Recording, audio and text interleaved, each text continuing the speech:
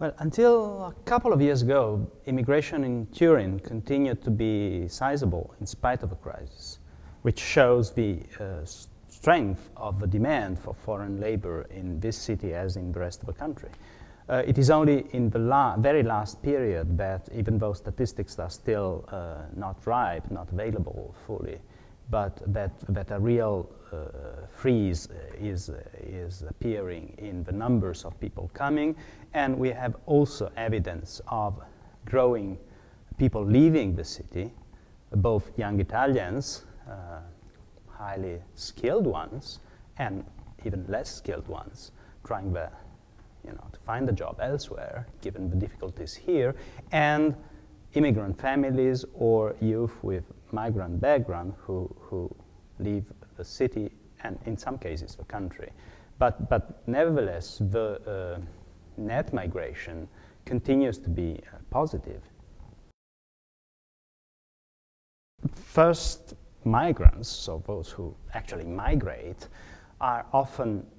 qualified or even highly qualified,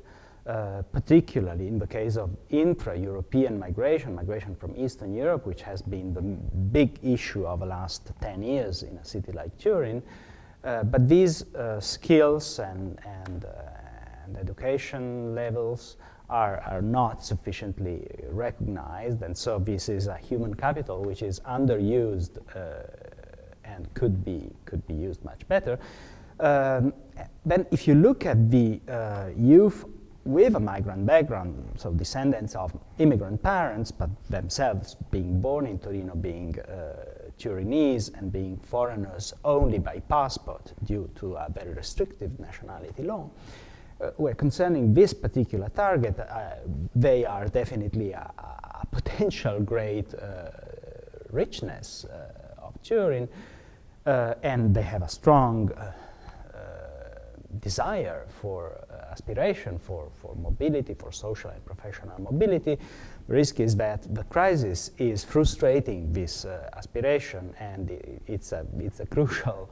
goal for the city and for the national government, and I would say for Europe more in general, not to spoil this reservoir for energies and for talents, and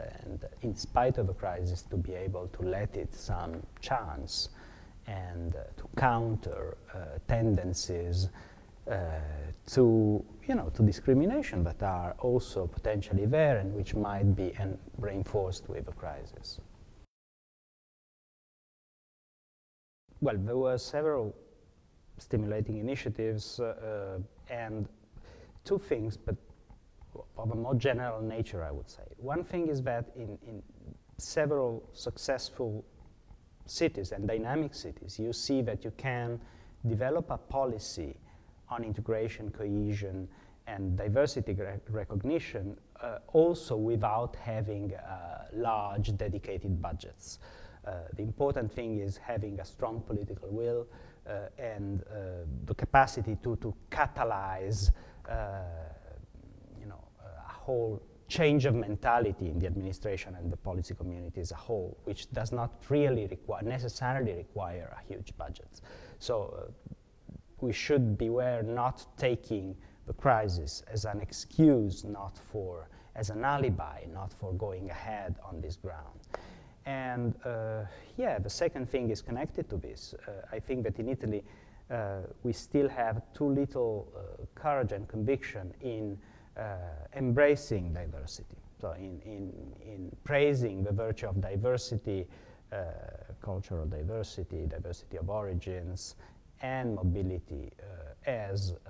a key resource for development, for growth. Of course, diversity is not an easy thing to implement, and it is not a magic recipe, but it is the way to go, and we have to develop a greater courage and fantasy and creativity in finding ways to go this way.